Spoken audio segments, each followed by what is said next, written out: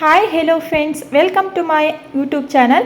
ಇವತ್ತಿನ ವಿಡಿಯೋದಲ್ಲಿ ಸಖತ್ ಟೇಸ್ಟಿ ಹಾಗೆ ತುಂಬಾ ಸಿಂಪಲ್ಲಾಗಿ ಒಂದು 10 ನಿಮಿಷದಲ್ಲಿ ರೆಡಿ ಮಾಡ್ಕೋಬೋದಂತಾದ ಹೊಸ ರೀತಿಯ ಬ್ರೇಕ್ಫಾಸ್ಟ್ನ ತಿಳಿಸ್ಕೊಡ್ತಾ ಇದ್ದೀನಿ.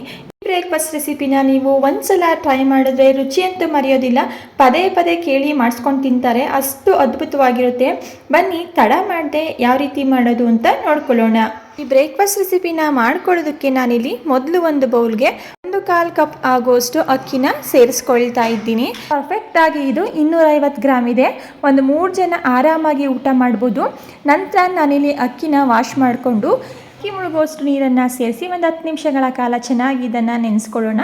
ನೆಕ್ಸ್ಟ್ ನಾನಿಲ್ಲಿ ಗ್ಯಾಸ್ ಸ್ಟವ್ನ ಆನ್ ಮಾಡಿ ಒಂದು ಕುಕ್ಕರ್ ಇಟ್ಕೊಂಡಿದ್ದೀನಿ. ಕುಕ್ಕರ್ ಬಿಸಿ ಆಗಿದ ನಂತರ ಇದಕ್ಕೆ 2 ಟೇಬಲ್ ಸ್ಪೂನ್ ಆಗೋಷ್ಟು ಎಣ್ಣೆನ ಸೇರಿಸಿ ಹೋಲ್ ಗರಂ ಮಸಾಲ ಸ್ಪೈಸಸ್ನ ಸೇರಿಸ್ಕೊಂಡು ಇದ್ರ ಜೊತೆಗೆ ಅರ್ಧ ಟೀ ಸ್ಪೂನ್ ಆಗೋಷ್ಟು ಜೀರಿಗೆ, ಅರ್ಧ ಟೀ ಸ್ಪೂನ್ ಆಗೋಷ್ಟು ಸೋಂಪು, ಇಷ್ಟು ಪದಾರ್ಥಗಳನ್ನ ಸೇರಿಸಿ ಎಣ್ಣೆಯಲ್ಲಿ ಫ್ಲೇವರ್ ಬಿಡೋವರೆಗೂ ಒಂದು 10 ಸೆಕೆಂಡ್ಗಳ ಕಾಲ ಇದನ್ನು ಫ್ರೈ ಮಾಡ್ಕೊಳ್ಳೋಣ.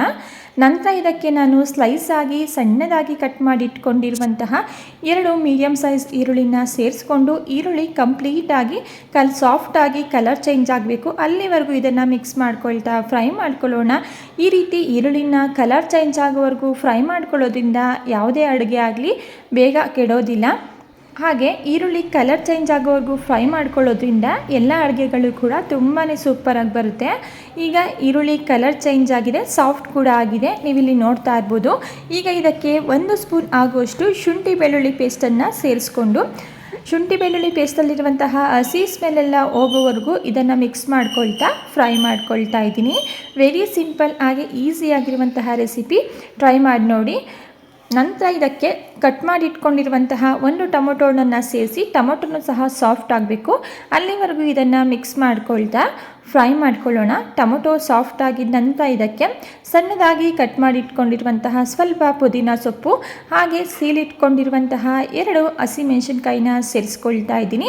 ಇದ್ರ ಜೊತೆಗೆ ನಾನಿಲ್ಲಿ 1 ಸ್ಪೂನ್ ಆಗುವಷ್ಟು ಬಿರಿಯಾನಿ ಮಸಾಲ, ಸ್ವಲ್ಪ ಅರಿಶಿಣದ ಪುಡಿ, ಅರ್ಧ ಟೀ ಸ್ಪೂನ್ ಆಗುವಷ್ಟು ಗರಂ ಮಸಾಲ, ಅರ್ಧ ಟೀ ಸ್ಪೂನ್ ಆಗುವಷ್ಟು ಧನಿಯಾ ಪುಡಿ, ಹಾಗೆ ನಾನಿಲ್ಲಿ ಕಲರ್ಗೋಸ್ಕರ ಕಾಶ್ಮೀರಿ ರೆಡ್ ಚಿಲ್ಲಿ ಪೌಡರ್ನ ಸೇರಿಸ್ಕೊಳ್ತಾ ಇದ್ದೀನಿ. ಇದು ಆಪ್ಷನಲ್ ಇದ್ದರೆ ಸೇರಿಸ್ಕೊಳ್ಳಿ, ಇಲ್ಲಾಂದರೆ ಸ್ಕಿಪ್ ಮಾಡ್ಕೊಳ್ಳಿ.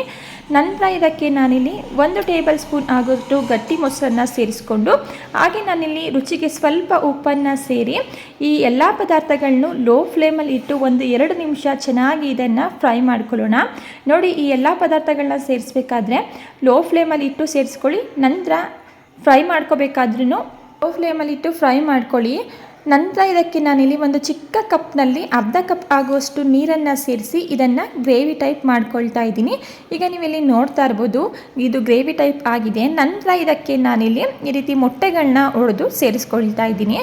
ನಾನಿಲ್ಲಿ 4 ಮೊಟ್ಟೆಗಳನ್ನ ಒಡೆದು ಸೇರಿಸ್ಕೊಳ್ತಾ ಇದ್ದೀನಿ. ನಿಮಗೆ ಇಷ್ಟ ಇತ್ತು ಅಂತ ಹೇಳಿದ್ರೆ ಜಾಸ್ತಿ ಮೊಟ್ಟೆಗಳನ್ನು ಸಹ ನೀವಿಲ್ಲಿ ಸೇರಿಸ್ಕೋಬೋದು. ಮೊಟ್ಟೆನ ಒಡೆದು ಸೇರಿಸಿದ ನಂತರ ಇದ್ರ ಮೇಲೆ ಸ್ವಲ್ಪ ಉಪ್ಪನ್ನು ಈ ರೀತಿ ಸೇರಿಸ್ಕೊಳ್ತಾ ಇದ್ದೀನಿ. ನಂತರ ಇದಕ್ಕೆ ಸಣ್ಣದಾಗಿ ಕಟ್ ಮಾಡಿ ಇಟ್ಕೊಂಡಿರುವಂತಹ ಸ್ವಲ್ಪ ಕೊತ್ತಂಬರಿ ಸೊಪ್ಪನ್ನು ಸೇರಿಸಿ ಕ್ಯಾಪ್ನ ಕ್ಲೋಸ್ ಮಾಡಿ ಒಂದು 3-4 ನಿಮಿಷ ಮೀಡಿಯಂ ಫ್ಲೇಮಲ್ಲಿ ಇಟ್ಟು ಬೇಯಿಸ್ಕೊಂಡ್ರೆ ಮೊಟ್ಟೆ ಈ ರೀತಿ ಬೆಂದಿರುತ್ತೆ. ನೀವಿಲ್ಲಿ ನೋಡ್ತಾ ಇರ್ಬೋದು. ಈಗ ಬೆಂದಿರುವಂತಹ ಮೊಟ್ಟೆನ ನಾನಿಲ್ಲಿ ಈ ರೀತಿ 4 ಭಾಗಗಳಾಗಿ ಕಟ್ ಮಾಡ್ಕೊಳ್ತಾ ಇದ್ದೀನಿ. ಈ ರೀತಿ ನೀವು ನಿಮ್ಮ ಮಕ್ಕಳಿಗೆ ಮಾಡಿಕೊಡಿ, ತುಂಬಾ ಇಷ್ಟಪಟ್ಟು ತಿಂತಾರೆ. ಚಿಕ್ಕವರಿಂದ ದೊಡ್ಡೋರ್ವರೆಗೂ ತುಂಬಾ ಇಷ್ಟಪಟ್ಟು ತಿನ್ನುವ ಒಂದು ರೆಸಿಪಿ ಇದು. ನೆಕ್ಸ್ಟ್ ನಾನಿಲ್ಲಿ ಈ ರೀತಿ ಕಟ್ ಮಾಡಿ ಇಟ್ಕೊಂಡಿರುವಂತಹ ಮೊಟ್ಟೆ ಪೀಸಸ್ಗಳನ್ನ ಈ ರೀತಿ ನಾನು ಉಲ್ಟಾ ಮಾಡಿ ಸೇರಿಸ್ಕೊಳ್ತಾ ಇದ್ದೀನಿ. ಈ ರೀತಿ ಉಲ್ಟಾ ಮಾಡ್ಕೊಂಡಿದ ನಂತರ ನಾನಿಲ್ಲಿ ವಾಶ್ ಮಾಡಿ ನೆನೆಯಲಿಕ್ಕೆ ಇಟ್ಟಿರುವಂತಹ ರೈಸ್ನ ನಾನಿಲ್ಲಿ ಸೇರಿಸ್ಕೊಳ್ತಾ ಇದ್ದೀನಿ. ಹಾಗೆ ನನ್ನ ಚಾನಲಲ್ಲಿ ಆಲ್ರೆಡಿ ಬೇಜಾನ್ ರೆಸಿಪಿಗಳನ್ನ ಅಪ್ಲೋಡ್ ಮಾಡಿದ್ದೀವಿ. ನಿಮಗೆ ಇಂಟ್ರೆಸ್ಟ್ ಇತ್ತು ಅಂತ ಹೇಳಿದ್ರೆ ಒಂದ್ಸಲ ನೀವು ಹೋಗಿ ಚೆಕ್ ಮಾಡ್ಕೋಬೋದು. ನೋಡಿ, ಅಕ್ಕಿನ ಸೇರಿಸ್ಕೊಂಡಿದ ನಂತರ ಅಕ್ಕಿಯ 2ರಷ್ಟು ನೀರನ್ನು ಸೇರಿಸಿ ರುಚಿಗೆ ತಕ್ಕಷ್ಟು ಉಪ್ಪನ್ನು ನೋಡಿ ಸೇರಿಸ್ಕೊಳ್ತಾ ಇದ್ದೀನಿ. ಆಲ್ರೆಡಿ ನಾವು ಉಪ್ಪನ್ನು ಸೇರಿಸಿದ್ದೀವಿ, ಬೇಕು ಅಂದರೆ ನೋಡಿ ಸೇರಿಸ್ಕೊಳ್ಳಿ. ನಾನಿಲ್ಲಿ 1/4 ಕಪ್ ಆಗೋಷ್ಟು ಅಕ್ಕಿನ ತಗೊಂಡಿದ್ದೆ. ಅದೇ ಕಪ್ನಲ್ಲಿ ನಾನು 2.5 ಕಪ್ ಆಗೋಷ್ಟು ನೀರನ್ನು ಸೇರಿಸ್ಕೊಂಡಿದ್ದೀನಿ. ನೋಡಿ, ಉಪ್ಪನ್ನು ಸೇರಿಸಿದ ನಂತರ ಈ ರೀತಿ ಜಸ್ಟ್ ಲೈಟಾಗಿ ಇದನ್ನು ಮೇಲೆ ಮಿಕ್ಸ್ ಮಾಡಿಕೊಂಡು ಇದನ್ನು ಚೆನ್ನಾಗಿ ಒಂದು ಕುದಿ ಬರಲಿಕ್ಕೆ ಬಿಡೋಣ. ನೋಡಿ, ಮೀಡಿಯಂ ಫ್ಲೇಮಲ್ಲಿ ಇಟ್ಟು ಈ ರೀತಿ ಕುದಿ ಬರಬೇಕು, ಅಲ್ಲಿವರೆಗೂ ಇದನ್ನು ಕುದಿಸ್ಕೊಂಡು ಈಗ ಇದಕ್ಕೆ ಸಣ್ಣದಾಗಿ ಕಟ್ ಮಾಡಿ ಇಟ್ಕೊಂಡಿರುವಂತಹ ಸ್ವಲ್ಪ ಕೊತ್ತಂಬರಿ ಸೊಪ್ಪನ್ನು ಸೇರಿಸಿ ಕುಕ್ಕರ್ ಲಿಡ್ಡನ್ನು ಕ್ಲೋಸ್ ಮಾಡಿ ಮೀಡಿಯಂ ಫ್ಲೇಮಲ್ಲಿ ಇಟ್ಟು 2 ವಿಷಲ್ ಆಗಲಿಕ್ಕೆ ಬಿಡಬೇಕು. ಈಗ ಇದು ಆಗಿದೆ. ನಾನಿಲ್ಲಿ ಕುಕ್ಕರ್ ಕ್ಯಾಪ್ನ ಓಪನ್ ಮಾಡ್ತಾ ಇದ್ದೀನಿ. ನೀವು ಇಲ್ಲಿ ನೋಡ್ತಾ ಇರ್ಬೋದು ಎಷ್ಟು ಸೂಪರಾಗಿ ಎಗ್ ಡ್ರಾಪ್ ಬಿರಿಯಾನಿ ರೆಡಿ ಆಗಿದೆ ಅಂತ ಹೇಳಿ.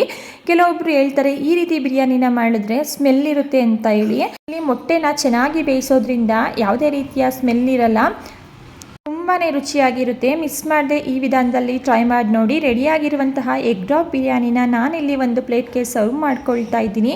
ಓಕೆ ಫ್ರೆಂಡ್ಸ್, ಇವತ್ತಿನ ಎಗ್ ಡ್ರಾಪ್ ಬಿರಿಯಾನಿ ವಿಡಿಯೋ ನಿಮಗೆ ಇಷ್ಟ ಆಗಿದ್ರೆ ವಿಡಿಯೋಗೆ ಒಂದು ಲೈಕ್ ಮಾಡಿ. Thank you for watching.